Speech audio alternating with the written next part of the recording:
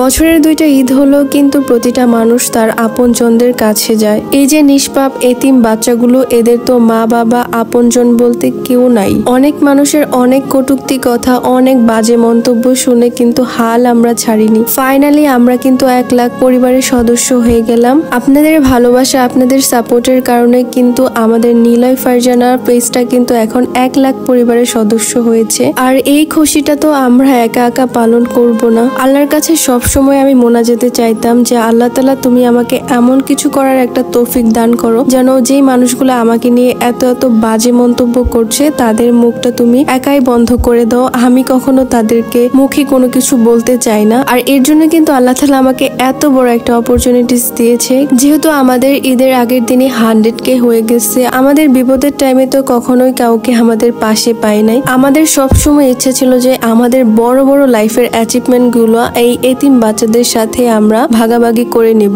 আর এখানে এসেছিলাম একটা লাইব্রেরিতে, আর এতিমখানাতে যেহেতু 10টা বাচ্চা ছিল, আর এই 10টা বাচ্চার জন্য কিন্তু এখানে 10টা হাফিজি কোরআন শরীফ নিয়েছিলাম। আমার বাবা সব সময় বলে, এতিমের মাথায় যদি একটু হাতও বুলানো হয়, এতিমের মাথার যে কয়টা চুল আছে সেই চুল সমপরিমাণে কিন্তু সওয়াব পাওয়া যায়। আমার বাবার কথাগুলো আমি কিন্তু সব সময় স্মরণ করি ভালো কাজের সময়। এখান থেকে কোরআন শরীফ নিয়ে নিলাম 10টা, আর ওদের জন্য কিন্তু কলমও নিয়েছিলাম, সবার জন্য লেখালেখি করতে পারে। এখান থেকে কিন্তু আমরা দেখে দেখে দুইজনই কোরআন শরীফ নিয়ে নিলাম। আর এখন তো এই কোরআন শরীফ গুলাকে নিয়ে আমি যাব, যেহেতু বাইকে করে যাব, আমি একটু ভয়ও ছিলাম যেটা নিয়ে কিভাবে যাব। তারপর এটা বুকে জড়িয়ে কোরআন শরীফ গুলাকে নিয়ে আমরা চলে গিয়েছিলাম বাচ্চাদের জন্য খাবার কিনতে। আর এই বাচ্চারা একটা দিনের জন্য যদি একটু ভালো খাবার পায় তাহলে কিন্তু ওরা অনেক খুশি হয়। আর ওদের আগে থেকে আমি জিজ্ঞাসা করেছিলাম যে ওরা কি খেতে পছন্দ করে। ওরা কিন্তু বলেছিল কাচ্চি ওরা খুবই পছন্দ করে। আর আমরা কিন্তু এখান থেকে ওদের জন্য কাচ্চি নিচ্ছিলাম। আর এই যে দেখেন, আপনাদের ভাইয়া এখানে দেখছিল যে ওদের মাংসের পিসটা যেন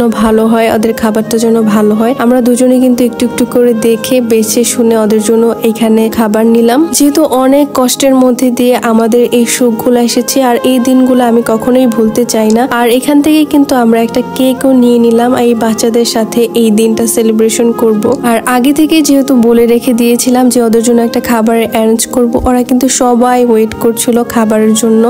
আর প্রথমেই তো ওদের জন্য আজকে কেক নিয়ে আসলাম। আমাদের দুজনের জন্য 100Kটা অনেক বড় একটা অ্যাচিভমেন্ট। আর এই বাচ্চাগুলো সবগুলা বাচ্চাগুলাকে নিয়ে কিন্তু এখানে কেক কাটছিলাম। আর এখানে দেখেন ছোট্ট একটা নিষ্পাপ কিউট বাচ্চা ছিল। এই বাচ্চাটা যে এতিম এটা কিন্তু ও জানেই না। আর এই যে দেখেন ওকে এখানে কেক খাইয়ে দিচ্ছিলাম। আর তারপরে কিন্তু এখানে কেকটা কেটে সবগুলা বাচ্চাকে দিলাম। আপনাদের ভাইয়াও কিন্তু প্রতিটা বাচ্চাকে দিল। আর ওদের জন্য যেহেতু আমরা খাবারেরও একটা আয়োজন করেছি, এই বাচ্চাগুলো তো সবাই একসাথে বসে খায়। তো আমার এই জিনিসগুলো দেখে খুবই ভালো লাগে। যখন ওদের মুখের একটু হাসি দেখি না, তখন অনেক বেশি ভালো লাগে। দেখেন ওরা সবাই বলছিল যে খাবারটা অনেক বেশি মজা হয়েছে, ভালো হয়েছে। আর এই ছোট বাচ্চাটা দেখেন কত কিউট, মাশাআল্লাহ। আর এই তো সবগুলা বাচ্চা এখানে খাওয়া দাওয়া করছিল। আর যেহেতু এখানে বাচ্চাদের জন্য কোরআন শরীফও এনেছিলাম 10টা, আর এখানে কিন্তু হুজুরদেরকে আমরা কোরআন শরীফটা একটু বুঝাই দিলাম। যেহেতু বাচ্চা পোলাপান ওরা তো আর সবকিছু বুঝবে না, এর জন্য কিন্তু এখানে হুজুরদেরকে বুঝিয়ে দিলাম। আর এই তো ছোট ছোট বাচ্চাগুলা খাচ্ছে, তো ওদেরকে দেখছিলাম ওদের কোনটা লাগবে,